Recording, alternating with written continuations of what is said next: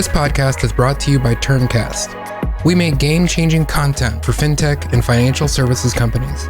Learn more at turncast.com. Hey everybody, welcome back to The Connected Advisor. I'm your host, Kyle Van Pelt, co-founder and CEO of Milemarker, and today we have a little bit of a greatest hits episode. We are going to give you a compilation of some of the best clips from The Connected Advisor over the past year, specifically pertaining to the role of technology in growth for RIAs. So we're going to start by looking at the role of technology in organic growth and prospecting with James Bogart, the CEO and president of Bogart Wealth. We will look at the importance of having metrics for client onboarding instead of relying on anecdotes and gut feelings with Sammy Azzouz, president and CEO of Heritage Financial. Melissa Bouchillon, managing partner of Soundview Wealth Advisors, will discuss the importance of building your technology stack around your clientele. She will also discuss the importance of constantly evolving. And finally, Justin Steitz, the president of Copper Financial, will discuss the realities of working with limited resources and the importance of using technology to provide value to clients early in their investment journey to allow them to help you grow your firm. All four of these clips will discuss the realities of competition in your space and just how critical technology is to your advisor and client experience. So without further ado, we're going to head to the clip with James Bogart on how technology has increased Bogart Wealth's lead volume and conversion rates. And now all of a sudden, everything's recorded, by the way, right? So we then redid our website. I spent a lot of money on the website, right? And built out a video archive. And then now all of a sudden, all of it built out a YouTube channel. Everything went up online. And what it did, though, was it not only gave our existing customer base the ability to connect with us, to get our information, to get our content, but it gave them a very, very empowering way of sending it to their friends. The thing that I did not appreciate was we were very geographically constrained prior to the pandemic, where we were Texas, Virginia, right? The events we did, that would ultimately be what drove our lead flow. Going digital, you have no geographic constraints. Now, all of a sudden, these Fortune 500, Fortune 50 companies, they've got offices all over the world. I think of, for example, in the Houston market, where we were doing a lot of our live events, we had a lot of competition because the corporate headquarters are all here, right? Now, all of a sudden, you go virtual. There's areas of the country or world that there's no competition whatsoever. I mean, so we do a lot with the energy companies. They all have pensions, right?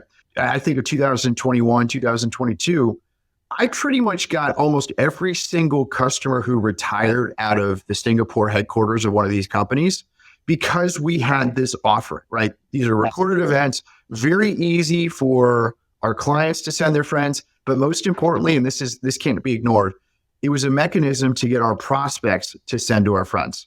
I have prospects of this firm who, for different reasons, they've chosen not to work with us. They're usually do-it-yourselfers that have given me more referrals than any client in the firm, right? They see the value in what they do. And one of them I'm thinking of in particularly, when I was doing the live events, he would come to every single one of them.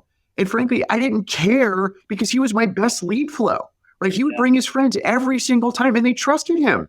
And even to this day, he still interacts. And I love interacting with him because he gives me his feedback. And by the way, he tells me what all my competitors are doing as well. But it's one where it gave people like them a very empowering way of introducing our offering, the subject matter expertise work, and then specifically giving them actionable and translatable ways of improving their situation.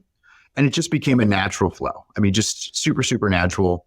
But it was that pivot to digitization. I haven't gone back and done a lot of events since the pandemic. And now, again, I talk about direct intent. Everything is done with a direct intent. If you kind of use the visualization, my marketing team and business development team use, it's kind of like a big spider web. In the middle is value creation. And then everything else is a funnel into that. So it's all done with specific purpose and very process driven. That's awesome. That's super insightful. So quick question for you as a follow-up on that. So when you switched from in-person to digital, did the metrics change at all? So obviously you had more people viewing it, right? You go from 80 people seeing something to almost 1,000 with the recorded. Did your conversion rates of people who wanted a consultation or any of that drop with the digital stuff, or did it stay pretty similar? Went up. Oh, did it go? It went up. So even better. So more people viewing it and they go up. There are a lot of people who don't want to come to a dinner because they don't want to feel beholden to the firm that is hosting. Again, if you're just creating value, right? And that value mechanism is going to be different from every different niche that you go after. But if you're creating value, frankly, it does not matter what the event is. And I think about like the podcasts and YouTube channels that I follow. It's like, usually you got to get me for about 45 to 60 seconds, and then I'll suck up the rest of the stuff, right? And so, it's that catch, that little hook that brings you in. And the next thing you know, it's like, okay, these guys know what they're talking about. They can actually provide value-added services for my family. And so, yeah, it was a volume mechanism, but it removed that obligation for the dinner. So we actually converted, I could think of close to 50 households that flat out said we never would have come to a dinner, but we saw your content, wanted to engage, and we're ready to move forward.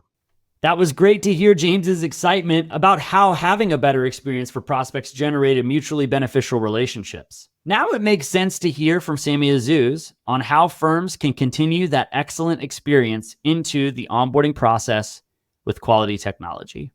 As somebody who runs a technology company, I'd be remiss if I didn't ask you a little bit about this. But, the way your firm's growing, the way you're doing things, talk to us a little bit about the technology stack that Heritage is using to support advisors and help them grow. I would say that from a tech stack standpoint, we have the basics that folks have. We're using Tamarack on the CRM, portfolio reporting, trading. I think plugged into the Microsoft universe umbrella, I think gives us kind of a lot of confidence from a cyber standpoint. Outside of that, we're managing outside assets where we can through Pontera. Used to be Bile accounts for our smaller clients and kids of clients who want to interact with us in a different way. We're using Betterment for advisors to kind of white label an efficient ETF portfolio for them. So technology is obviously a focus. We're looking to grow our use of technology, get more analytics out of our systems. We're definitely have a tremendous COO, Melissa Madison, who's focused on cyber and protecting us from that standpoint, but also improving our tech infrastructure strategically as we can and affordably as well. Yeah. My ears perked up when you talked about analytics. That's a big thing that we do. So would love to hear you, like, what kind of analytics would be useful to you? Like, talk to us a little bit about your vision for better using analytics at a growing firm. Yeah, I would say if you look at the topics we've talked about today so far, business development and organic growth, I think there's a lot of analytics you can get out of your systems if you could related to growth, just in terms of what's your lead time in terms of onboarding a client? Are there inefficiencies there that make it easier for the client and shorten that time frame? Are there things that happen during the onboarding process? Potential clients spend a lot of time getting information to us, and they obviously are reaching out to us because they need help, and somebody likely told them to connect with us. So what can we do to increase the odds that we end up taking advantage of that time that they've put in for them and for us? So are there steps along the way that are leading to people not going through our onboarding process? Are there things that are happening that are making it less likely that they become clients? Are there ways to predict, what will lead to, a good eventual long-term client? We have a great process for onboarding prospective clients. We tend to be very successful with it, but some of those statistics are anecdotal. Are there ways that you can, increase some of that and drive better outcomes if you can see that information? And then outside of growth, each department has KPIs or should have KPIs that they build out that they want to track. And it's a good process to identify what those would be and then build the dashboards for them in order to, I would say, help them just do their jobs within each department better and more efficiently, but also as the firm grows to be able to manage things more efficiently as well. You can tell Sammy wants to know his clients are being treated well and have firm data around the fact that they are being treated well. Melissa is going to explain why building your tech stack around your clients' needs is so critical. She will also discuss the value of constantly evolving and using professional networks to find the right technology. Here's Melissa. Talk to me a little bit about the role technology plays in building SoundView and some of the technology you're using. You clearly have a very heavy planning focus, but talk to me about that. That was one of the more interesting pieces of building out a firm, is really being able to build out that tech stack or platform that your clients need based on the folks that you work with. And so that is incredible, but it's also daunting. And so you have to really be willing to spend the time up front. And we've been fortunate because of our relationship with Focus Financial Partners that when we went independent, we were able to lean on other firms within the organization and also the expertise that Focus had in, hey, here's what Orion does, here's what Tamarack looks like, and kind of run comparisons and really figure out what would be best for our clients. Right now, we are a dual custodian. So our clients have assets either at Fidelity or Charles Schwab. We utilize Orion for our performance reporting, billing, that organizational piece. We utilize Hidden Levers for a lot of our risk analytics. And then eMoney is our planning-based software. And then we've got a variety of other wealth boxes, sort of our Salesforce or CRM, so to speak. And so it's been interesting because there's been an evolution. Not all of those vendors were our original vendors when we started 6 years ago. And one thing that I love about being on the independent side and being a registered investment advisory firm is we can look and do research and constantly be willing to make a change. I don't like making changes just to make changes, right? But it gives us a chance to really see what's out there. And if the risk analytics software we're using isn't effective, there's something better, we can make that decision. And it doesn't take a committee of 100 people agreeing in 3 years. And by the time we decide to implement that software or hardware, it's changed and, it's now moving in a different direction. So I think being nimble really has been super helpful and beneficial. And another example would be COVID, right? Being able to shift from being a primarily in-person firm to going remote overnight and not missing a beat. I think that really speaks to how nimble you can be when you are smaller and when you have the autonomy to make a lot of these decisions. Just today, we are going through looking at advanced planning software and what else is out there. And so one of my associates who does a lot of the research and due diligence, she was just debriefing me on a couple of different options as far as some of the advanced planning software. And so we're always looking to get better, and you can do it and be nimble and really continue to be cutting edge for our clients. But you have to be willing to challenge yourself. And that's one of the interesting pieces about being independent. I never wanted to end up being some small little firm on Skidaway Island that was really cutting edge 30 years ago when we started, but no, it no longer is. And so I'm constantly driving towards what's new, innovative, where do we need to be going, not just being comfortable with where we are. And that really permeates through every piece of our organization, whether it's in how we work with our clients, from the technology we use to the investment strategies, and then even how we approach our culture and the people that work with the firm. It's great to hear Melissa's excitement in that clip and the systematic way that she thinks. Justin is going to continue on this point by discussing the reality of working with limited resources. Justin comes to us from the credit union space, but this is a reality for many, many firms. He's going to bring us full circle by discussing how critical it is to have an excellent digital experience with prospects and clients early on in their journey so that they stay with you throughout their entire journey. Why do you think credit unions have historically been a little bit behind the curve on digital adoption? Yeah, it's a great question. I think it's splitting hairs a little bit in that question, Kyle. You're right. The end result has been that slow adoption, if you will. I don't think it's from the lack of wanting to. It's frankly the lack of resources. Credit unions are, again, it's a close-knit group. It's been an evolution. It's typically has been some more legacy antiquated systems. They all realize as part of survival, though, that they have to be much more digital. And so, going to industry credit union conferences and being there and talking to various leaders and executives, they are all looking to find the right partners and do the right thing to continue to compete against the banks. It's just a lot of times the challenge is resources. So they're seeing that, wanting it. And we've been blessed at Community America to build our capital position in a very good way and have the resources.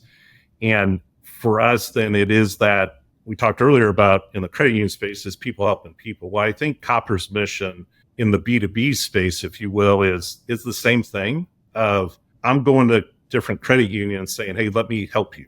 You're trying to do it all, but you may not have the time or resources, whether financially or people or technology. So let me help and bring that technology so that it's not 4,900 credit unions out there all trying to buy and spend money on trying to conquer and compete against the Robin Hoods of the world, if you will. It's no, I've built it. It's all ours.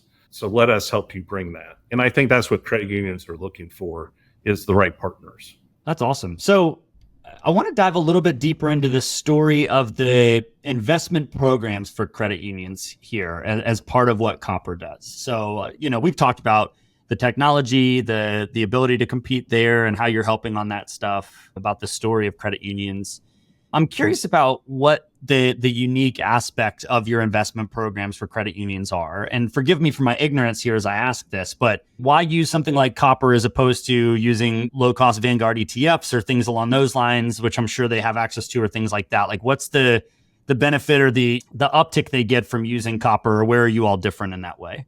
Yeah, absolutely. I think going to that Vanguard model, if you will, is what I would say is, although maybe Vanguard isn't considered the same fintech, if you will, as a Robinhood or a Betterment, right? It's more of that self-service model, keep the fees and costs down, et cetera.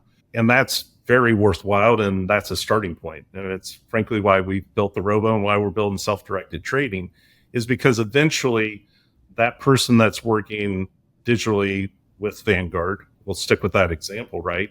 At some point in time, if that's a credit union member that's working at Vanguard directly, they're going to want to talk to somebody. It's going to hit a point in time where there's a life event, change jobs, inherit money, have children, need 529 accounts. At some point, our members want to come and okay, I was doing this, but now is when I need some help.